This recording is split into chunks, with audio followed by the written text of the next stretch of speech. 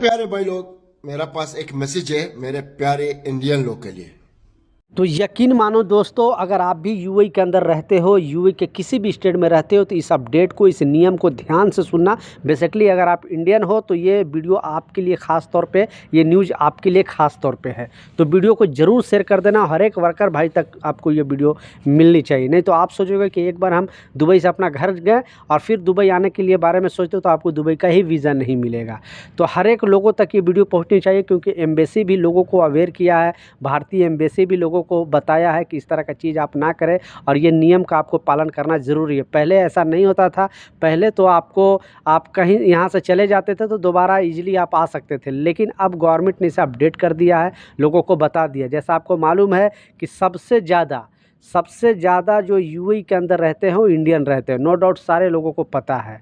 बहुत सारे लोग सवाल करते हैं और ऐसे पूछते भी हैं कि आप देखो, बांग्लादेश हो गया या पाकिस्तान हो गया, ये दो कंट्री मुस्लिम कंट्री है, जबकि यूएई भी मुस्लिम कंट्री है, यूनाइटेड अरब इमारात यानी दुबई भी मुस्लिम कंट्री है, लेकिन उसके बावजूद ये दोनों कंट्री के लोगों का वीज़ा बंद किया गया। बहुत दिनों से वर्क वीज़ा बंद है, बांग्लादेश का वीज़ा तो काफ़ी सालों से बंद है, और पाकिस्तान का वीज़ा अभी ये दो साल से लगभग समथिंग बंद है। उनको वीज़ा भी मिल रहा है अगर विजिट वीज़ा, तो जो पढ़े लिखे अच्छे हैं, जो एजुकेटेड बंदे हैं, जैसे डॉक्टर है, इंजीनियर है, बड़े पोस्ट वाले लोग को विजिट वीज़ा मिल रहा है। विजिट वीज़ा तो जो कामगार है उनको भी नहीं मिल पा रहा है, क्योंकि जैसे इंडिया में कोई नॉर्मली जो चाहे वो दुबई का विजिट वीज़ा लेके आ सकता है, यहाँ पे घूम सकता है, जॉब सर्च कर सकता है, लेकिन अगर पाकिस्तान के लोग अगर आना चाहे नॉर्मल यहाँ पे तो वो नहीं आ सकते हैं।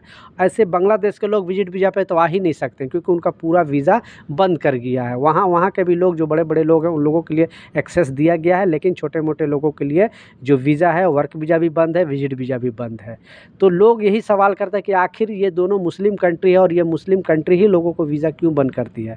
तो यहाँ मुस्लिम कंट्री का बात नहीं है, यहाँ पे स्वभाव का बात है, क्योंकि इतना यहाँ पे प्रॉब्लम स्टार्ट कर दिया था पाकिस्तान और बांग्लादेश के लोग। बांग्लादेश के लोग तो यहाँ पे मतलब क्राइम ज़्यादा कर रहे थे, चोरी चमारी, लूट छीन, इस तरह का ज़्यादा चीज़, इसलिए यूएई गवर्नमेंट ने बड़ा डिसीजन करते हुए उनका वीज़ा बंद कर दिया।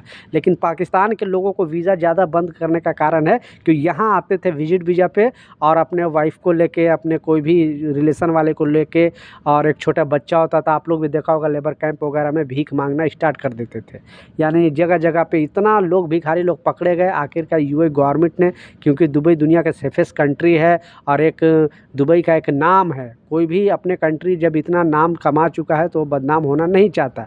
आखिरकार दुबई गवर्नमेंट ने बड़ा डिसीजन लिया और ये दोनों कंट्री का वीज़ा बंद किया। लेकिन अभी तक भारतीयों के लिए कभी ऐसा नहीं हुआ कि वीज़ा बंद है। तो बिग सलूट है शेख राशिद अल मखदूम जी का, क्योंकि जो भी कांग्रेस की भी गवर्नमेंट थी उस टाइम से भी इसका रिलेशन अच्छा था, और जो मोदी गवर्नमेंट आई है तो और भी रिलेशन अच्छा है दुबई से, यूएई से, आप लोग भी न्यूज़ वगैरह में देखता होगा। तो इस अपडेट में बताया जा रहा है, इस खबर में बताया जा रहा है कि ऐसे इंडियन जो यहाँ से जाते हैं उन लोगों की आखिर दोबारा दुबई का वीज़ा क्यों नहीं मिलेगा, आखिर क्या कारण है। तो इस चीज़ को बारीकी से आपको समझना पड़ेगा और लोगों के साथ वीडियो ज़रूर शेयर करना पड़ेगा, हर एक वर्कर तक, ताकि उनको भी इस तरह का इन्फॉर्मेशन मिले। क्योंकि बड़े बड़े लोगों को तो इसके बारे में पता हो जाता है, लेकिन जो वर्कर कैटेगरी के लोग हैं उनको पता नहीं होता है और परेशान हो जाते हैं।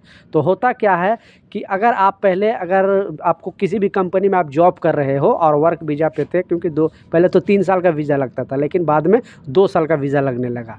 तो आप 20 से अगर छुट्टी जाते थे और अगर आप 6 महीने तक नहीं आते थे तो आपका जो वीज़ा है ऑटोमेटिक कैंसिल हो जाता था। फिर आप 7 महीने 8 महीने बाद अगर दूसरी कंपनी में आप अपना वीज़ा अप्लाई करते थे तो आपका वीज़ा है एक्सेप्ट कर लिया जाता था, आप दूसरी कंपनी में आ सकते थे। लेकिन बीच में गवर्नमेंट ने बताया है कि कोई भी जब तक नहीं अपना वीज़ा कैंसिल कराएगा तब तक अब वीज़ा कैंसिल ही नहीं होगा। यानी सिस्टम में वो वीज़ा एक्टिव देगा। भाई आप आ नहीं सकते हो, लेकिन आपका जो सिस्टम में वीज़ा है वो एक्टिव दिखेगा।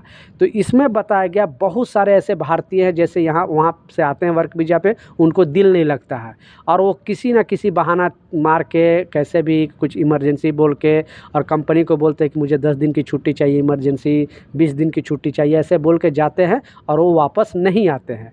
1 साल 2 साल के बाद फिर सोचते हैं कि हम दुबई दोबारा जाए दूसरी कंपनी में, और जैसे ही वो वीज़ा अप्लाई करते हैं तो उनका वीज़ा है वो रिजेक्ट हो जाता है। रिजेक्ट का कारण बताया जाता है कि पहले का जो कभी भी उनका वीज़ा लगा है वो एक्टिव था, यानी वो वीज़ा एक्टिव है। तो जब तक आपका पहले का वीज़ा एक्टिव है, जो स्पॉन्सर था वो वीज़ा आपका कैंसिल नहीं किया है, तो दूसरा वीज़ा आपको लगेगा ही नहीं।